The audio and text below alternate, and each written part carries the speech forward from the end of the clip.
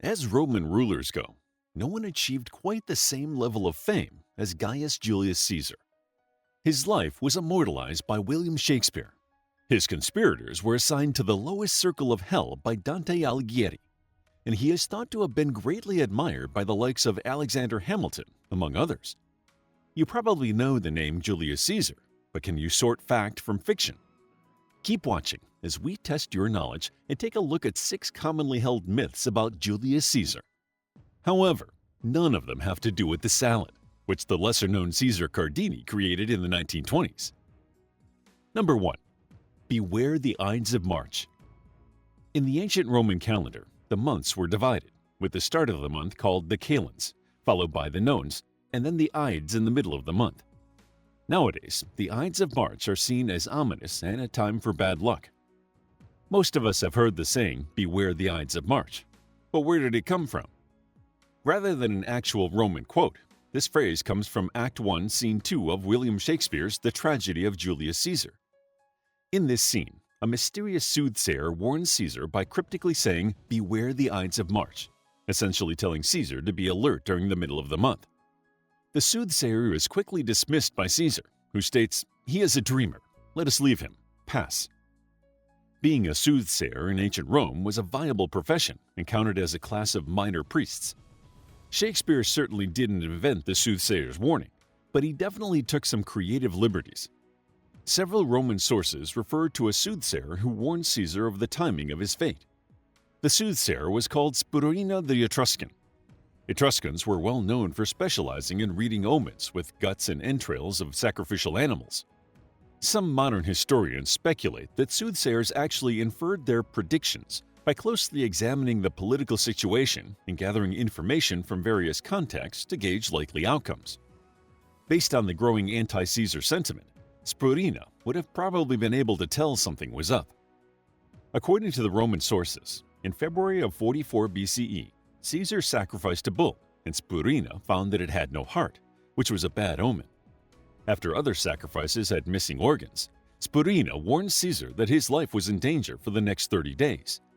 This prediction had nothing to do with the Ides of March being particularly ominous. It was probably based on the fact that Caesar was due to leave Rome on a military mission, which would have meant anyone wanting to assassinate him had to do so before he left in mid-March.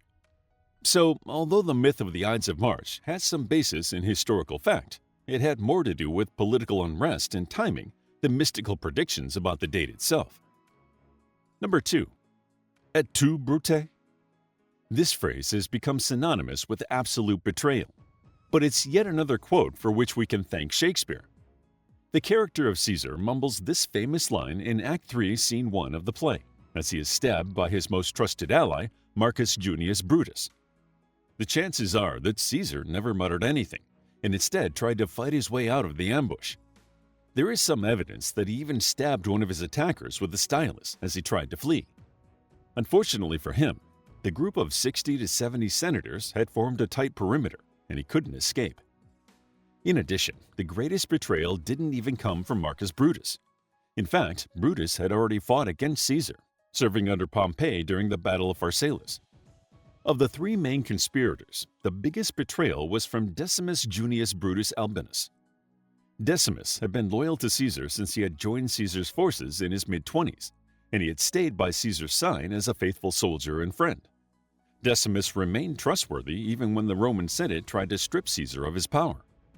Caesar trusted Decimus far more than Brutus, and Decimus even dined with Caesar the night before the assassination. The next morning, Caesar was hesitant to leave the house as his wife was worried for his safety, and Decimus was the one who convinced him to go, making light of prophecies and rumors. After the ambush, Decimus provided a troop of gladiators to escort the assassins to safety. In the aftermath, it was Decimus who came under the most scrutiny due to his close relationship with Caesar, making him the most treacherous of the 3 main conspirators. A year and a half after the betrayal, Decimus was abandoned by his soldiers in the field, captured by his enemies, and executed.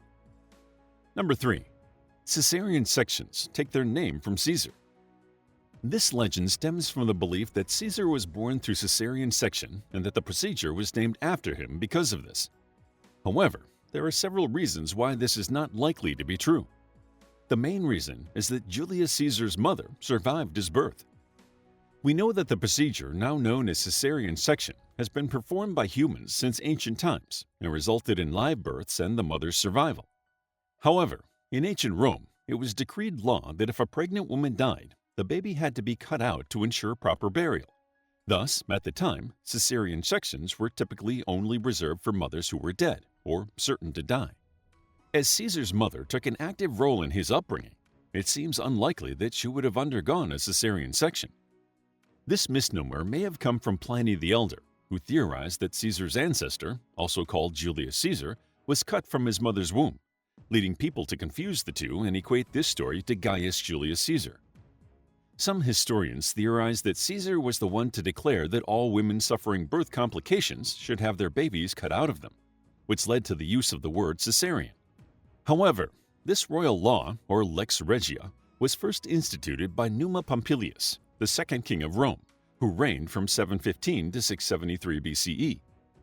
The most likely origin of the word Caesarean comes from the Latin verb cadere, which means to cut, as the term caesones was applied to infants delivered in post-mortem operations.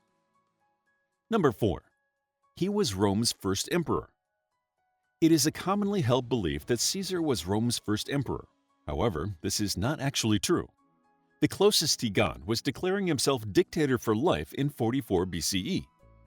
Caesar was immensely popular with the people, and although he was more of a politician than a soldier, his military campaigns expanded the Roman Republic throughout Europe. However, he was not popular with many members of the Senate, a group of unelected political leaders. The Senate disliked Caesar's obvious overriding ambitions and constantly tried to thwart his rise to power, as they feared he would end the Roman Republic and replace it with a hereditary dictatorship. Soon after Caesar declared himself dictator, the Senate decided that the only way to stop Caesar's power grab and save the Republic would be to kill Caesar. They considered themselves to be the liberators of the Roman Republic and felt that after the deed, they would be able to regain control of the Republic and regain the power that they had lost to Caesar. Unfortunately, the assassination had the opposite effect. The Roman public turned on the senators, and Caesar's absence created a power vacuum that soon led to civil war. Rome fell into disarray, as several contenders for Caesar's title fought for supremacy. The outcome of the civil war was the Senate's worst fear. Octavian, whom Caesar had named his successor in his will, was victorious. Octavian managed to win over the people of Rome and many of Caesar's loyal troops, and the Senate even enlisted his help against Mark Antony. Although, at first, Octavian agreed to join the Second Triumvirate with Mark Antony and another rival, Marcus Aemilius Lepidus, he would eventually maneuver himself into a position of supreme power. Octavian learned from the death of his great-uncle Caesar that blatant power grabs would not go down well, so he manipulated the system to become emperor in all but name, ending the Roman Republic and creating the Roman Empire. Number 5. He was stabbed in the Senate building. Shakespeare strikes again with this one. In his play, Caesar is stabbed inside the Roman Forum, which sounds perfectly plausible since it was the senators who attacked him. However, this is another demonstration of how Shakespeare's creative liberties ended up becoming generally accepted. The assassination did happen in a governmental building, but not the Curia Julia, the seat of the Senate. In fact, Caesar had only just commissioned work to begin on the Curia Julia before he was killed. The murder actually took place in the Curia of Pompey. This Curia was part of the Theater of Pompey complex, which was the first permanent theater to be built in Rome. The Senate would often use the Curia of Pompey and several other temples and halls for political meetings. Later, the statue of Pompey, in front of which Caesar is said to have died, was removed from the Curia, and the Curia itself was walled up and condemned as a locus sceleratus, or cursed place. The site was rediscovered in the early 20th century, and in 2023, it was officially opened by the mayor of Rome to visitors. Number 6. He conquered Britain. As Caesar gave the earliest known descriptions of the Britons, and as Rome did go on to conquer Britain, many people credit Caesar with subduing the Britons. During Caesar's campaigns in Gaul, he became set on subjugating the Britons. For many in Rome, Britain was an exotic and mysterious place, lying beyond the edges of the known world. Caesar painted the Britons as a threat to Rome, as they had been assisting the Gallic tribes. In reality, he probably wanted the prestige and respect that would come from dominating this foreign and tantalizing island. In 55 BCE, Caesar assembled around 80 ships on the coast of France to sail across the Channel. This mission was most likely intended for reconnaissance rather than a full-scale invasion. As soon as the shores of Britain were in sight, the Romans were met with hostility, but they made it ashore and were able to run off the Briton warriors. The Britons then sent embassies to sue for peace, although they were then taken as hostages. What really put Caesar off was the great British weather. Storms, rain, and high tides wrecked the landed Roman vessels and forced the ships carrying the cavalry to turn back to France. After ongoing fighting but making no road inland, Caesar and his men left and sailed back to Gaul. The following year, Caesar tried again, managing to get to the Thames. Yet again, the gales and inclement weather meant he didn't get far, although he did manage to broker a treaty with a local Briton king. Britain remained unconquered by the Romans until 43 CE, almost 100 years after Caesar had attempted to establish a Roman foothold there. Do you know more myths about Caesar? If so, please share them in the comments below.